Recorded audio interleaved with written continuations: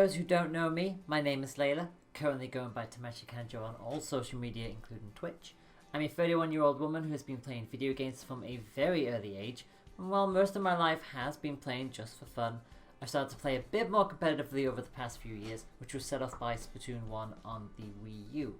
I'm currently a freelance caster, aiming to call the shots on whatever tournaments come my way, though, like with other casters, I do have games that I prefer to lend my voice to. At the moment I've done commentary for Splatoon 2 and ARMS, both on the Nintendo Switch, for a variety of groups both online and offline, along with Rocket League for Esports Scotland, though I have also worked on production and stream coordination for them to help Counter-Strike Go and Super Smash Bros. Ultimate run smoothly during the second season of the Scottish Esports League qualifiers. I became interested in casting after the Great British Splat-Off event back in August 2016, that was for Splatoon 1, along with other gaming tournaments that I'd tuned into over the years. But I didn't start casting until 2018 when I finally decided to give it a shot.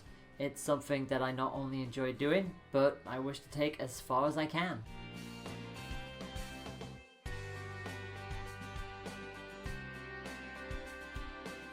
A particular memory from my time in esports has gotta be my first year of casting. Up until 2018 I was a fan of watching what people did and was trying my best to get into that scene as a player.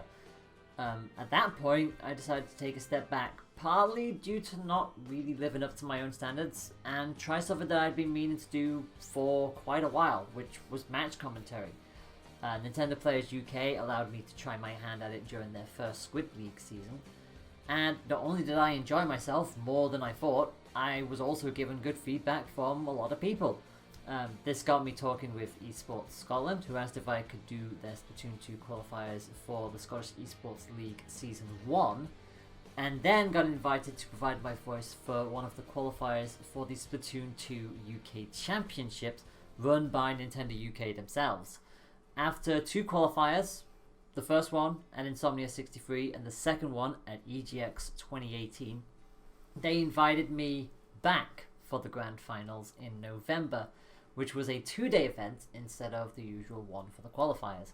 The finals were operated under a double elimination tournament and had 4 different casters working together with Barry Alexander, who was the main commentator.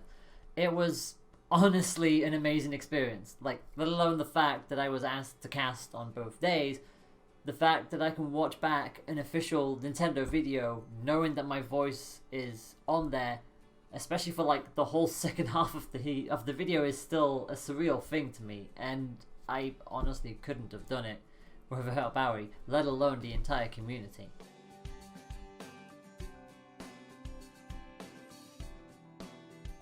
I haven't really experienced many challenges as a woman in esports, mainly since the issues I have are more to do with me being transgender. The groups I've been in touch with have been understanding, welcoming, able to provide constructive criticism, and willing to let me have a go at things I maybe haven't done before, which was very much the case with doing the Rocket League finals at Resonate for SEL Season 2. In fact, most of what I did for SEL2 was new to me, since it was using a different software from my usual stream setup, figuring out server codes and commands for CSGO and Rocket League, and counting people in.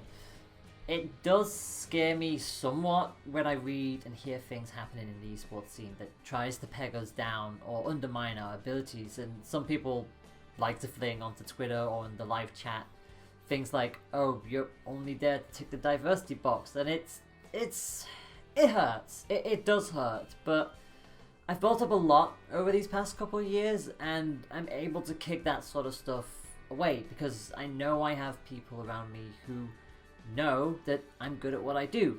Otherwise, they wouldn't invite me back to things like this, and obviously I know not everyone is able to have that kind of mentality that I do, or maybe at least not yet, but it's something that over time it gets easier. As kind of bad as it is to say that, the problem doesn't go away, but it's how you handle that makes you a better person.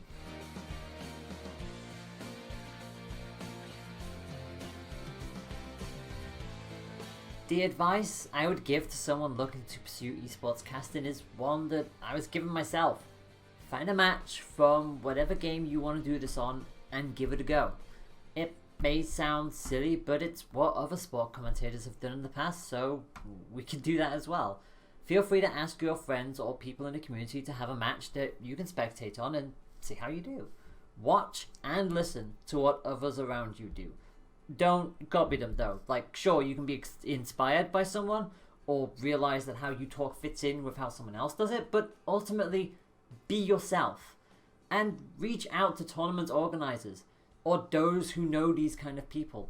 It's what happened with me with Nintendo Players UK. Like, someone in that community asked me if I wanted to give it a try in the league, and the rest is history. And also, it's okay to be nervous. Like, I was nervous of my first online tourney and almost petrified of my first LAN. But once I got going, the nerves floated away, and before I knew it, I was having fun and I didn't want it to stop. You'll likely go through the same thing, so try and find a way of calming yourself before it all begins. Have a good way of people to get in touch with you as well. If you make a good impression, they'll need a way of getting back in touch. So keep those social media inboxes open if you don't feel comfortable enough putting an email address for all to see. I totally understand.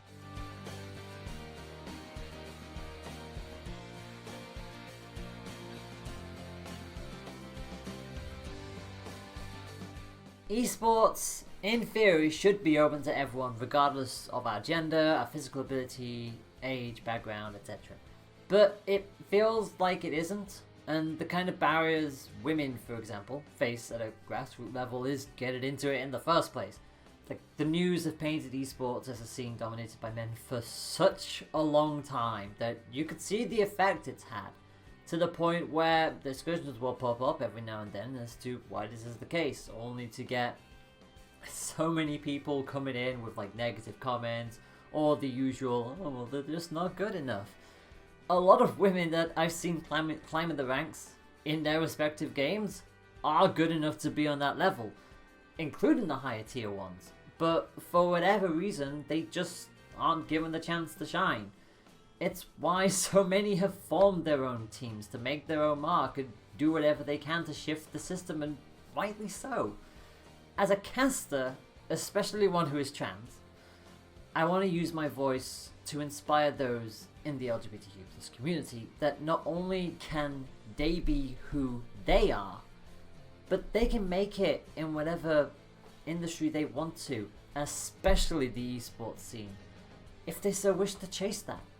Yes, I'm not at that high level yet either, but I'm certainly not going to stop where I am at, and honestly, neither should you.